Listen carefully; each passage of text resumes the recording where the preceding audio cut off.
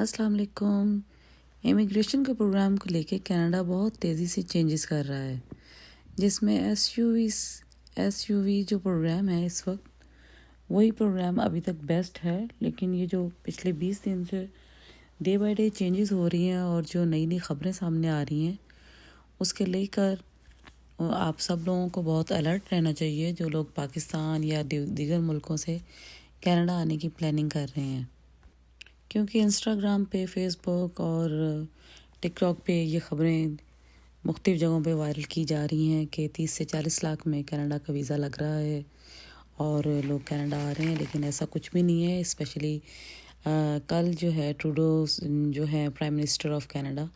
انہوں نے یہ اناؤنسمنٹ دی ہے کہ تقریباً ورک پرمٹ بالکل کلوز سمجھیے، اس کو کلوز کرنے کے بعد اسپیشلی جو اسٹوڈنٹس کے لیے یہاں پہ سختیاں کی گئی ہیں اس کے لیے ایس ڈی ایس پروگرام بالکل کلوز کر دیا گیا ہے، اور جو نارمل اسٹوڈنٹ ہے جو کہ بہت ہائر یونیورسٹیز میں آنا چاہ رہے ہیں اور بہت ہی اچھے پروگرام میں اچھا خاصا پیسہ لگا کے، اس کے بھی 60% چانسز کم ہو گئے ہیں، جبکہ اسپیشلی یہ جو ہے مختلف دیگر ملکوں سے ریلیٹڈ تو چانسز کم ہوئے ہی ہیں،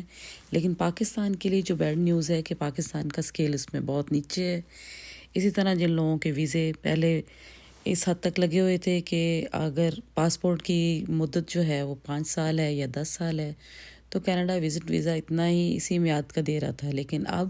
کینیڈا کے ویزے کو لے کے جو خاص طور پہ وزٹ ویزے کی انہوں نے جو پیش رفت کی ہے اس کے اندر صرف یہ ڈیپینڈ کرتا ہے کہ ویزا آفیسر کس طرح اس چیز کو ڈیل کرتا ہے۔ اگر کسی کی ٹریول ہسٹری بہت اچھی ہے یا کوئی یہاں پہ فیملی کو وزٹ کرنے آ رہا ہے یا کوئی بزنس ویزا ہے تو وہ بھی اس کی سچویشن کے مطابق ہارڈلی 3 سے 4 مہینے کا جو ویزا ایشو کیا جائے گا۔ ادروائز جو مدت پہلے تھی کہ 5 سال یا 10 سال کا اگر پاسپورٹ کا ٹائم ہے تو اس کو ملٹیپل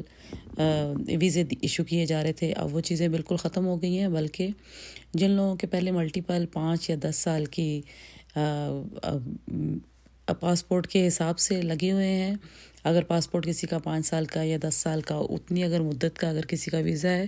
تو اس کو بھی کینسلیشن میں ڈال دیا گیا ہے۔ تو ان چیزوں کو لے کے بہت زیادہ خیال کریں آپ لوگ، اور ابھی کیونکہ بہت زیادہ سختی ڈے بائی ڈے تو ہو رہی ہے، لیکن یہ ہے کہ خاص طور پہ جو اسٹوڈنٹس ہیں ان کے لیے تو اسپیشلی کریک ڈاؤن کیا جا رہا ہے، اسمال کالجز کو بالکل بند کر دیا گیا ہے، ورک پرمٹ کی کنڈیشنز کو تقریباً سمجھ لیں کہ کلوز کر دیا گیا ہے۔ تو ایسے لوگوں سے بالکل خبردار رہیں جو اس طرح کی فیک نیوز پھیلا رہے ہیں۔ تب تک کے لیے اللہ حافظ۔